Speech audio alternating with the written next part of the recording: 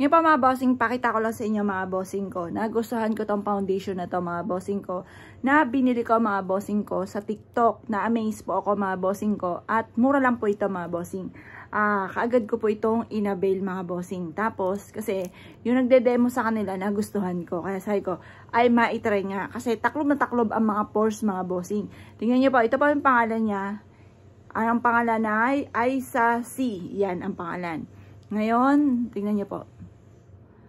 At matatakloban lahat po yan ng mga pores po natin. Yan.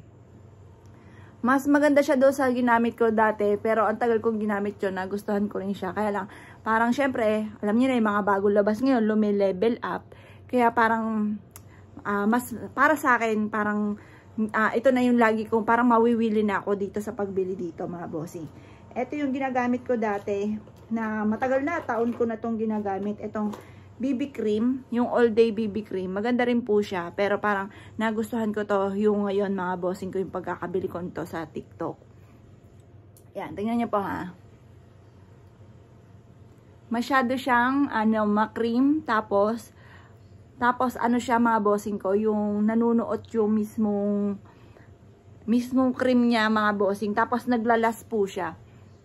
Parang ang kinis ko pa rin, char. Kinis ko pagka meron akong ganito mga bossing. Tapos hanggang gabi po siya na matagal pong mawala. Kasi pawisin po ako mga bossing. Kaya parang pagka pinawisan ako, hulas kagad yung makeup ko mga bossing. Ito po mga bossing ko, waterproof po siya. Ayan. Bagamat yung mga pores, yung mga butas-butas na yan, hindi na mawawala. Pero yung mga batik-batik, mawawala po siya mga bossing. Yan.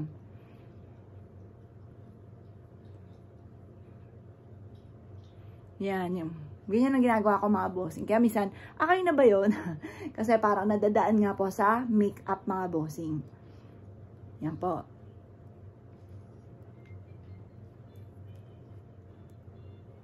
Yan mga bossing. Yan, tapos papatungan ko to ng powder or kaya ng, ito yung foundation, papatungan ko pa siya ng foundation din na powder.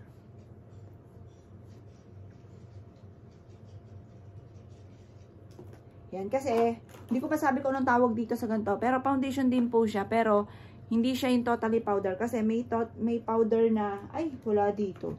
Yung powder talaga na pulbo, mga bossing yon. May ganun. Ngayon, dahil wala dito yung isa kong ginagamit, nandun sa kabila, ito na yung gagamitin ko, mga bossing. Nagyan niya po ha, taklob na taklob dyan ang mga tinatago nating mga pores. Kaya nakita nyo pa yung mga batik-batik dito. Pero yung mga uka-uka, hindi na mawala mga bossing. Ganyan talaga yan. Tapos, meron akong kapatid, yung sister ko, mga bossing ko sa Canada, yung panganay namin. Ayun, talaga napagmalmaan po yung natagihawat mga bossing. Kaso, hindi na daw pag, halimbawa, uka-uka na po siya. Yung ano na yung face po natin, na uka na siya ng pimples. Medyo mahihirapan po yun para kuminis po kaagad. Pero yung mga pinapahid na iba, nakakatulong din. Pati yung mga yellow, nakakatulong din po. Kasi meron akong kakilala. Akala ko nga po kung anong ginagamit po niya, kung ano, yellow po lagi tuwing gabi. Yung kanya pong, yung kanyang paste, mamula-mula. Tapos, nakakakinis, nakakawala rin po mga bossing ko ng wrinkles. Pati yung mga pores po natin.